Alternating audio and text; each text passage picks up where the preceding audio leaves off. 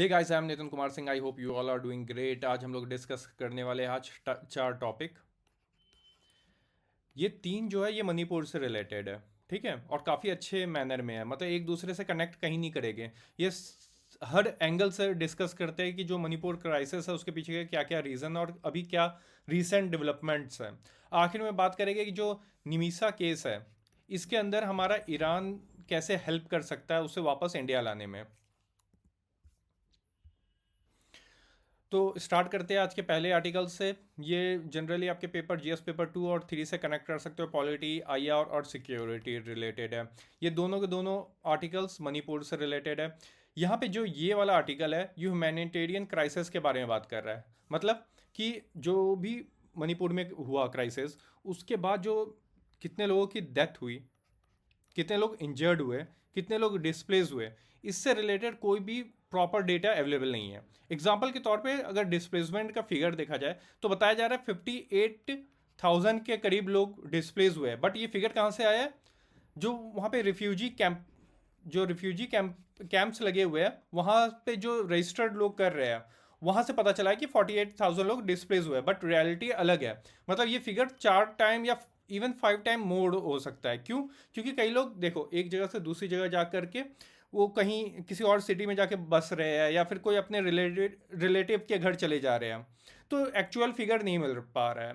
तो जब आपके पास फिगर ही नहीं है तो आप कैसे लोगों की हेल्प करोगे? आपको पता ही नहीं है कितने लोग डिस्प्लेस हुए, कितनी डेथ हुई है या फिर कितने इंजर्ड है, ये सब आपको फिगर पता ही नहीं है, तो आप कैसे लोगों की हेल्प करोगे? और जो ये रिफ्यूजी कैंप है इसकी हालत और भी ख़राब है। यहाँ पे प्रॉपर वाटर फैसिलिटी अवेलेबल नहीं है लोगों के पास, ना ही यहाँ पे मेडिसिन फैसिलिटी अवेलेबल है, ना ही फूड प्रॉपर मैनर में इनको फूड दिया जा रहा है, न्यूट्रिशन दिया जा रहा है।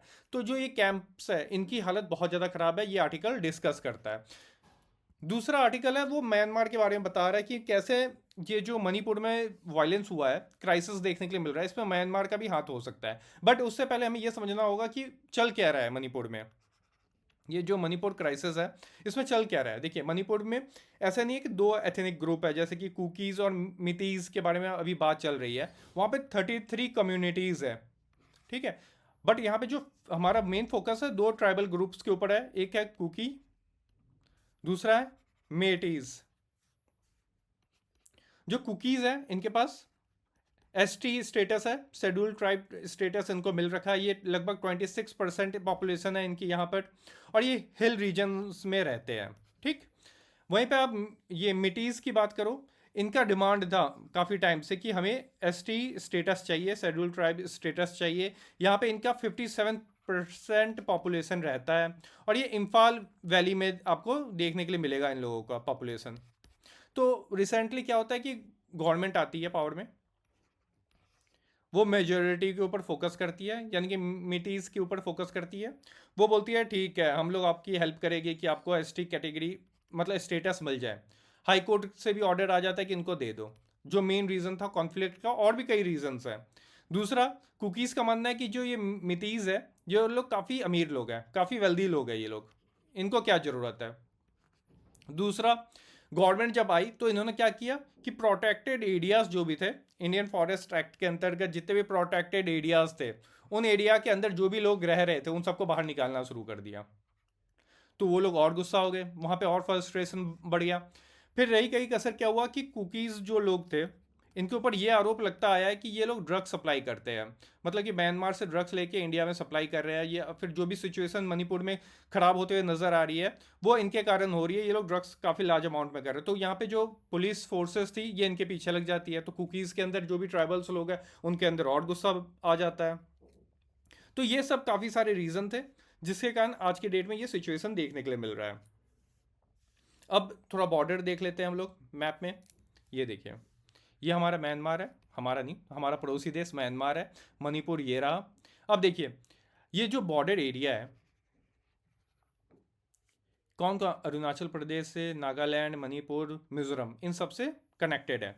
तो ये जो आपका ये दूसरा आर्टिकल है ये बताता है कि ये बॉर्डर एरिया है, यहाँ पे फ्री में लोग आ जा सकते थे। मतलब कि कोई भी रिस्ट्रिक्शन नहीं था इन लोगों के ऊपर, मतलब फ्री रिजिम मूवमेंट के अंतर्गत ये काम चल रहा था। मतलब कि ये लगभग 40 किलोमीटर का जो एरिया है वो खुला छोड़ दिया गया था कि भाई आओ जाओ, हमें कोई रोक टोक नहीं है, तुम लोगों को कोई वीज़ा पासपोर्ट की ज़रूरत नहीं है।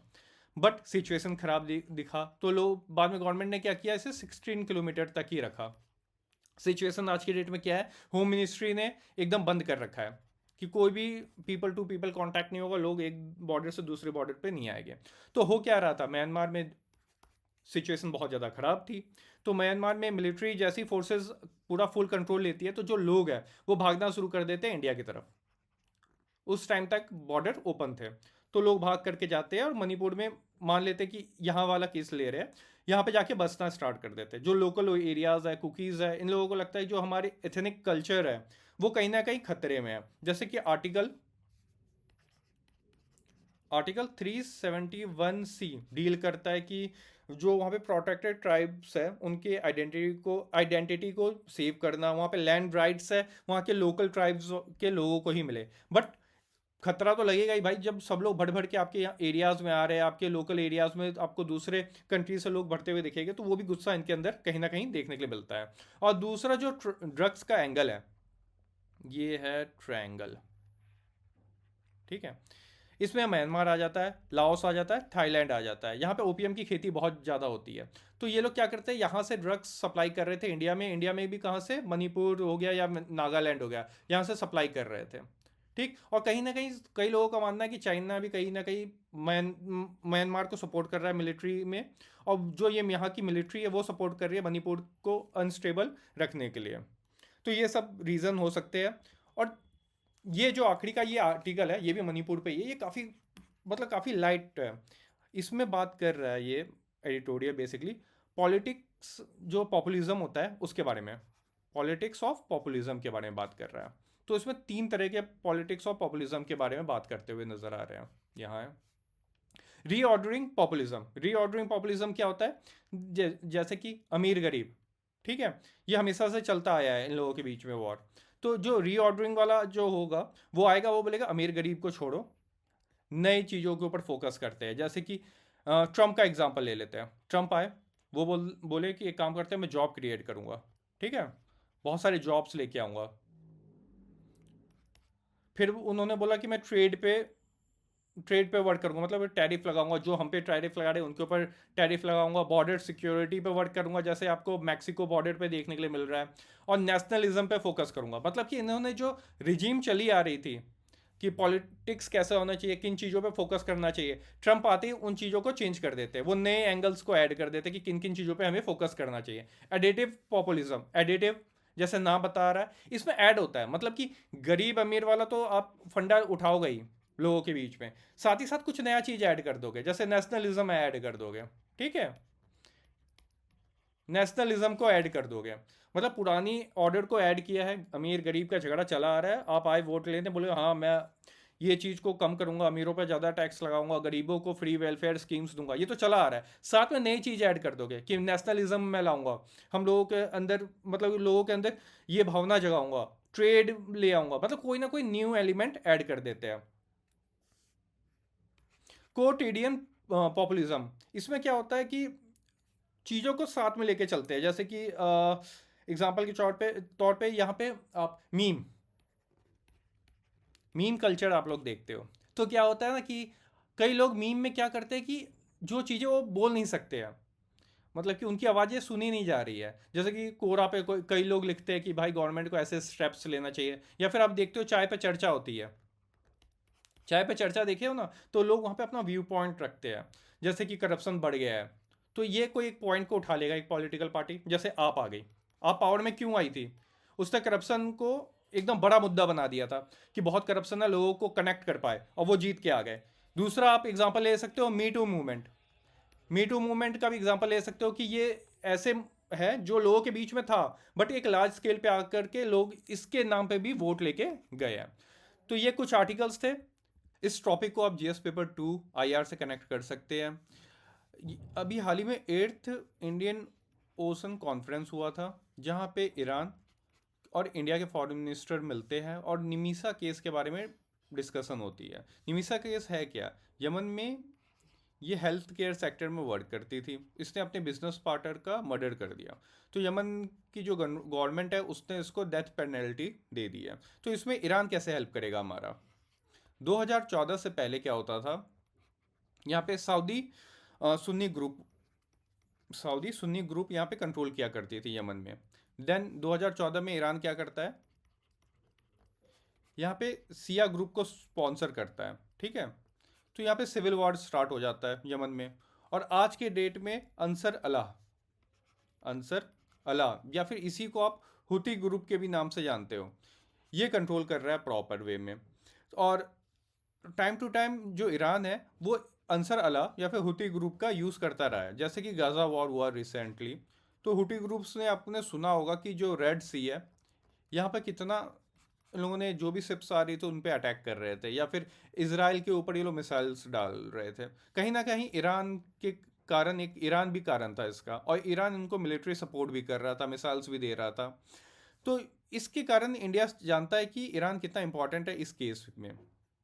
अब बात कर लेते हैं कि ये एक प्रीलिम्स का क्वेश्चन आ रखा है, बहुत सिंपल सा, पहले इसे देख लेते हैं कि हम लोगों को चार बाहर पोर्ट की क्या ज़रूरत है आज की डेट में, इसकी इंपॉर्टेंस क्या है। ऑब्वियस ही बात है कि पाकिस्तान पे हम लोग डिपेंडेंट नहीं रहना चाहते, अफगानिस्तान और सेंटर एशिया तक रीच पहुंचाने के लिए।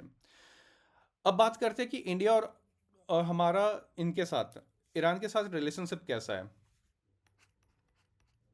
इंडिया ईरान का रिलेशन देख लेते हैं, ठीक। 1950 में हम लोग साइन करते हैं इनके साथ फ्रेंडशिप ट्रीटी। 1965 में हमारा वॉर होता है पाकिस्तान के साथ, जहाँ पे ईरान सपोर्ट करता है पाकिस्तान को। फिर 1971 में भी वॉर होता है पाकिस्तान के साथ, वहाँ पर भी ईरान सपोर्ट करता है पाकिस्तान को।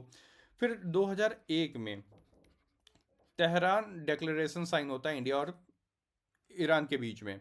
इसमें हम लोग बात करते हैं कि चलो डिफेंस में एक दूसरे का सपोर्ट करेंगे, हम लोग टेक्नोलॉजी शेयर करेंगे, और ट्रेड में सपोर्ट होगा। साथ ही साथ हम लोग एनर्जी सिक्योरिटी पे भी वर्क करेंगे। इसके लिए हम लोगों ने IPI पाइपलाइन का भी बात किया था। I for India, Pakistan,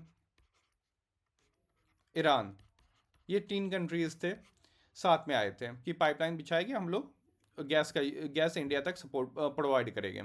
but problem क्या है कि ईरान के ऊपर US हमेशा टाइम टू टाइम सैंक्शंस लगाते रहता है। पाकिस्तान के साथ इंडिया का रिलेशंस एकदम ख़राब चल रहा है हम दोनों का। तो ये प्रोजेक्ट अभी भी फुलफिल हो नहीं पाया। तो ये बेसिक टॉपिक था, आप समझ पा रहे होगे कि क्या चल रहा है